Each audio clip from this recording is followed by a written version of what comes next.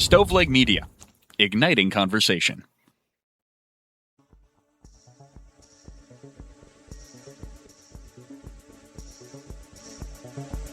Welcome to True Crime to Go. What can I get for you? Oh, good day, mate. How about you put another shrimp on the barbie? You know, like Australian. Pull up to the second window and we'll see you next crime. Welcome to True Crime to Go. I am John, here with Jamie, who was just completely straight-faced, even though I did not announce I was going to be doing an Australian accent. You looked completely unfazed, and I'm heartbroken. You did an accent? I thought you were just asking about shrimp. Jamie, like you often do. Just happy frickin' Friday. Can that be our new slogan? Happy frickin' Friday. It should be. And let's try to bring, I don't know, the case on Tuesday was pretty dark, so let's bring a little joy through the world of crime to our listeners today. I got to be honest. Last week was a hard week for me. There's a lot going on. But then Friday rolled around, and I was excited to be off work. But then our local news channel just gave us the news story we all didn't even know we needed. I'm going to be honest with you. I started tracking it early in the morning, and just on social media, the first post I saw was, "My kangaroo escaped. Somebody help me find it." And I thought it was somebody, like it was code for some kind of drugs. But later in the day, it's confirmed that there was a kangaroo on the loose. Yeah, amazing. So all kinds of channels started reporting that this happened. So on Thursday, June 4th, 2026, shortly before 11 a.m., the Kentucky State Police received a report of a red-tailed kangaroo spotted in the area between Berea and Richmond in Madison County. The animal was described as loose in the Gibson Bay area of Richmond, and state police confirmed the sighting and asked the public to be on the lookout for an unusual animal. Trooper Justin Kearney noted that this is not a typical be on the lookout situation. No kidding. I love that they gave a description as if we're going to get it confused with other kangaroos. Yeah. It doesn't matter if it's a red tail, white tail, or black tail. It's a kangaroo, and those don't live in Kentucky. Yeah, not native here, and it was indeed a pet that went missing. As a matter of fact, Jamie, if you would have given me like a bet situation, like John, $100 on the line, is there a single kangaroo that lives in Madison County?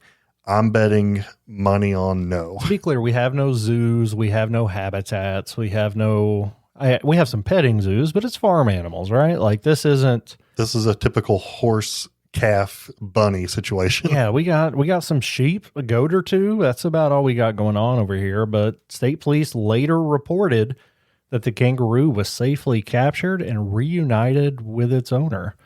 No injuries to the animal, no injuries to the owner or the people that captured it. And this was, I don't know, it was the most fun social media I've had in a long time. Social media is a dark place, but if we're coming together as a community to find a I almost said rabbit. It wasn't rabbit. Apparently it was a kind kangaroo out in the wild. That would be great.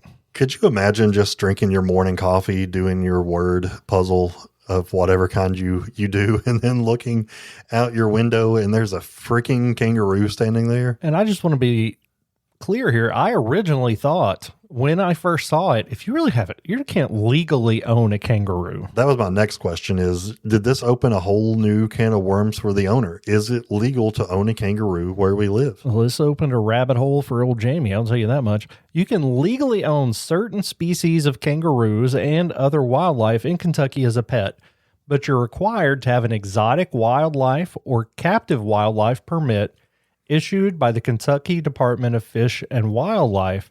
And to get that, you have to have some kind of exotic environment for them to grow in. You can't just put them you just can't crate them like a dog or let them run around your yard on a chain. It's got to be an environment where they can be healthy, and they have to check that out. But you can get a permit for exotic animals. And I mean, the police was, when they were tracking this was a BOLO, let's help this lady out. And they confirmed that everybody was happy and safe at the end. So no charges filed. I don't know how you capture a loose kangaroo. I mean, I've seen some kangaroos that could jack you up, son. They are so strong. So, man, you got to do it very carefully. Jamie, I'm a fan of small government. I think the government should keep its paws off a lot of things that it has its paws in. But just as important as the sexual offender registry, I think when I buy a home, I need to know two things. Are there registered sex offenders within 3 miles? Or are there exotic animal permits in the neighborhood?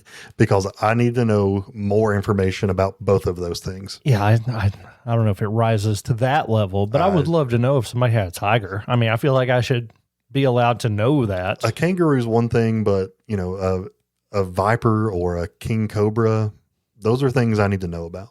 I have a child who is enamored with animals, and I can't let her know that somebody has a kangaroo, or I'm going to be buying a kangaroo. You're going to have to start that paperwork. We're going to have to go to the kangaroo store. I don't know how to do this. How do you, get on a boat and get the kangaroo back? How does that happen? I don't know. It's real weird, but it's also legal. So I think we all learned something.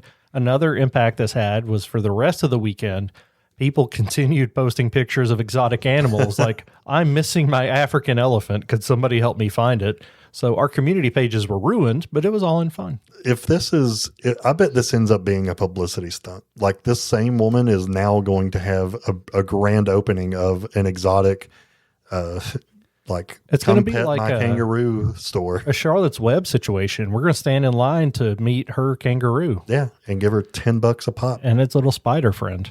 I mean, I say that jokingly, but I would pay $10 to go see that kangaroo. Yeah. If you happen to listen to us and you need kangaroo sitting, honest to goodness, you live closer to us than you do Gibson Bay. I'm just saying. Yeah. And if you would like to come on the podcast and talk about your pet kangaroo, we're all about it. I would bring the kangaroo. We'll get him a mic. I don't know what sound a kangaroo makes. I don't know. I can tell you what a fox says. I think it'd make me a little jumpy to be in the same room with him. But this has been a crime story in 10 minutes or less. Would you like crime with that?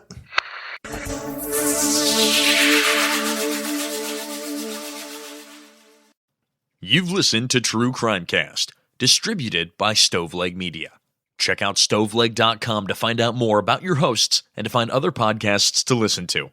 Stoveleg Media, igniting conversation.